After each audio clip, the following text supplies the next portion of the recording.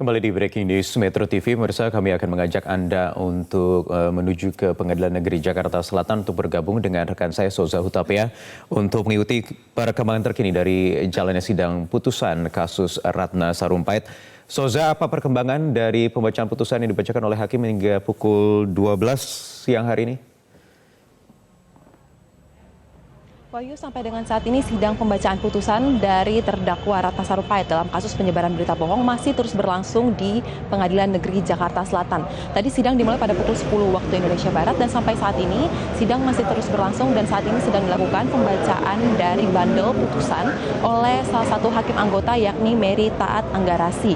Dan dari yang kami ikuti sampai dengan 2 jam proses berjalannya persidangan ini, hakim masing-masing sudah membacakan terkait fakta-fakta persidangan dan juga terkait kesimpulan dari masing-masing proses seperti dari fakta persidangan terkait pemeriksaan saksi, replik, duplik, dan juga pledoi dan sampai dengan pada rangkaian sidang terakhir yakni pembacaan putusan.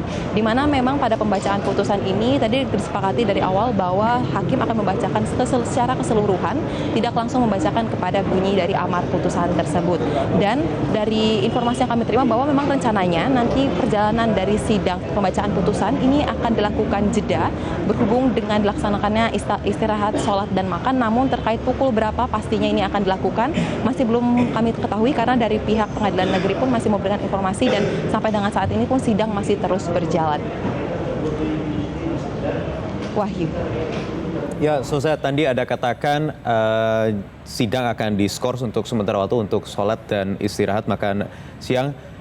Dari informasi yang Anda dapat, kira-kira berapa lama biasanya kalau jalannya sidang yang harus diskors di Pengadilan Negeri Jakarta Selatan? Ya Wahyu, berdasarkan kebiasaan yang terjadi di Pengadilan Negeri Jakarta Selatan, khususnya pada saat pembacaan sidang putusan ataupun vonis ini akan berlangsung selama 1,5 jam hingga 2 jam. Namun ini tergantung dari banyaknya halaman dari bandel putusan yang akan dibacakan oleh majelis hakim. Dan sampai dengan saat ini kami pun dari awak media tidak mengetahui berapa persisnya halaman dari bandel putusan tersebut, dan dari Humas PM Jaksa Jakarta Selatan yang kami hubungi melalui pesan singkat mengatakan bahwa pihaknya pun belum mengetahui karena memang pihak dari Humas ini tidak diperbolehkan untuk melihat bandel putusan sampai nantinya ketika putusan dibacakan dan hakim melakukan pengetokan palu, dan artinya bahwa putusan tersebut sudah sah.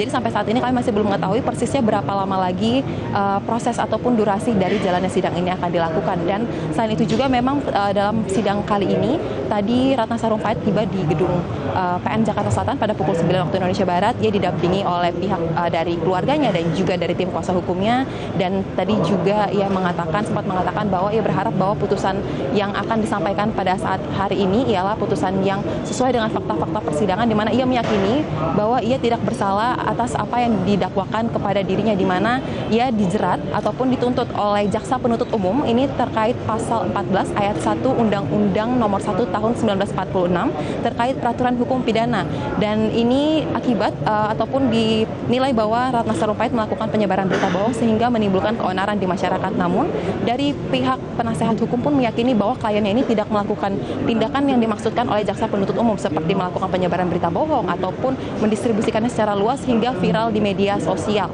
Dan juga dari Ratna Sarumpait meminta agar majelis hakim ini, saat pledoi juga ini disampaikan bahwa agar majelis hakim dapat membebaskan ia dari segala dakwaan dan juga tuntutan.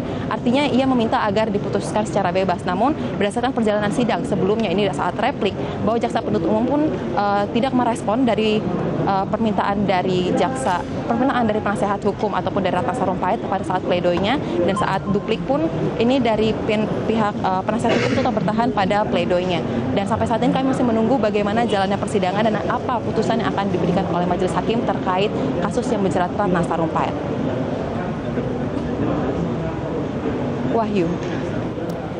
Ya, baik. Terima kasih Soza Hutapea melaporkan langsung dari Pengadilan Negeri Jakarta Selatan. Kami masih akan nantikan terus pembacaan putusan oleh Majelis Hakim Pengadilan Negeri Jakarta Selatan terkait kasus yang menjerat Ratna Sarumpait. Sementara itu